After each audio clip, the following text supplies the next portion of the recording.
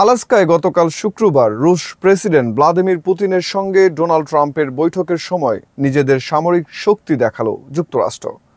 Putin যখন Ukraine যুদ্ধ নিয়ে প্রেসিডেন্ট ডোনাল্ড ট্রাম্পের সঙ্গে গুরুত্বপূর্ণ বৈঠকে বসতে উড়োজাহাজ থেকে অবতরণ করে লাল গালিচায় ট্রাম্পের সঙ্গে হেঁটে যাচ্ছিলেন, তখন আকাশে গর্জে ওঠে এক বিশাল B-2 স্পিরিট স্টেলথ বোমারু বিমান। এটির সঙ্গে ছিল আরও কয়েকটি মার্কিন যুদ্ধবিমান।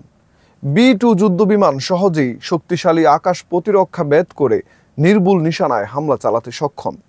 গত জুনে ইরানের পারমাণবিক স্থাপনাগুলোতে মার্কিন বাহিনী এই যুদ্ধবিমান দিয়েই হামলা চালিয়েছিল। এই প্রদর্শন আসলে রাশিয়ার সঙ্গে আলোচনার আগেই যুক্তরাষ্ট্রের সামরিক শক্তির স্পষ্ট বার্তা বহন করছিল। প্রতিটি B-2 বোমারু যুদ্ধবিমানের দাম প্রায় 201 কোটি মার্কিন ডলার, যা ইতিহাসের সবচেয়ে ব্যয়বহুল সামরিক বিমান। নর্থরপ গ্রুম্যান কোম্পানি এটি তৈরি করে। 1980-র দশকের শেষ দিকে উৎপাদন শুরু হলেও সোভিয়েত ইউনিয়নের পতনের পর এর সংখ্যা সীমিত করা হয়। পরিকল্পনা অনুযায়ী অনেকগুলো বিমান বানানোর কথা থাকলেও শেষ পর্যন্ত মাত্র 21টি B-2 বোমারু বিমান তৈরি করা হয়।